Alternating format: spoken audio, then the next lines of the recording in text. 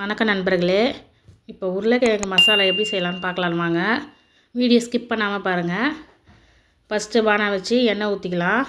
தேவையான அளவு ஊற்றிக்கோங்க. கடுகு போட்டுக்கலாம். கடலைப்பருப்பு கொஞ்சம் போட்டுக்கலாம்.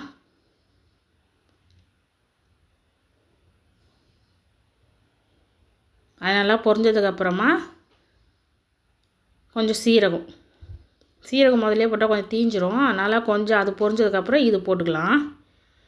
நீட்டாக கட் பண்ணி வச்சுருக்கேன் வெங்காயம். இதுக்கு நீட்டாக கட் பண்ணி போட்டால் இன்னும் நல்லாயிருக்கும். நான் இப்படி தான் செய்வேன், நீங்களும் ட்ரை பண்ணி பாருங்கள். நீட்டாக போட்டிருக்கேன். கொஞ்சம் கருவேப்பிலை போட்டுக்கலாம். நல்லா வதக்கி விட்டுட்டு 2 வெங்காயம் சேர்த்துருக்கேன், 2 தக்காளி. இது கொஞ்சம் மீடியமாக கட் பண்ணி வச்சுக்கோங்க. ஏன்னா தக்காளி வந்து நல்லா மசியணும். ரொம்ப பெருசாக வேணாம், ரொம்ப சின்னதாகவும் வேணாம். இப்போ அதுக்கு வந்து உப்பு போட்டுக்கலாம். நல்லா வதங்கும். இஞ்சி பூண்டு இடித்து வச்சுருக்கேன். இதுக்கு மெயினே இது தாங்க. இஞ்சி பூண்டு இடித்து வச்சுக்கோங்க. இஞ்சி பூண்டு அரைச்சது போடாதீங்க, அது கொஞ்சம் டேஸ்ட்டு வேறு மாதிரி இருக்கும். இஞ்சி பூண்டு இடித்து வச்சு நீங்கள் போட்டிங்கன்னா இன்னும் நல்லாயிருக்கும். நல்லா பாருங்கள் வதங்கிடுச்சு. இந்த ஸ்டேஜில் வந்து நம்ம அந்த சில்லி பவுட்ரு வச்சுருக்கேன், தனி மிளகாத்தூள் சொல்லுவாங்க, அது போட்டிருக்கேன். காரத்துக்கு ஏற்ற மாதிரி போட்டுக்கோங்க.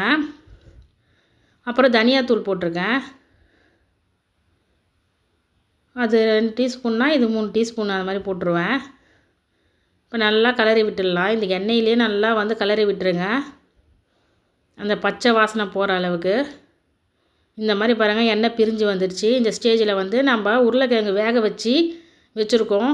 இதுலேயே கொஞ்சம் உப்பு போட்டு வேக வச்சு வச்சுருங்க. நீங்கள் அதுக்கேற்ற மாதிரி பார்த்து போட்டுக்கோங்க. இப்போ நல்லா கிளறி விட்டுடலாம்.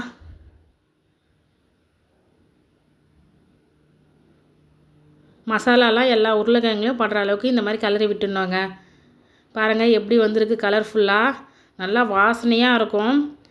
அவ்வளோதாங்க, என்னோடய ஸ்டைலில் வந்து உருளைக்கிழங்கு மசாலா ரெடி ஆகிடுச்சு. இப்போ லாஸ்ட்டாக வந்து கொத்தமல்லி தூவிட்டு அடுப்பை ஆஃப் பண்ணிக்கலாம். இந்த மாதிரி செஞ்சு பார்த்துட்டு எப்படி இருக்குதுன்னு லைக் பண்ணுங்கள், ஷேர் பண்ணுங்கள், கமெண்ட் பண்ணுங்கள். என்னோடய ஸ்டைலு உருளைக்கிழங்கு மசாலா எப்படி இருந்தது சொல்லுங்கள். தேங்க்யூ.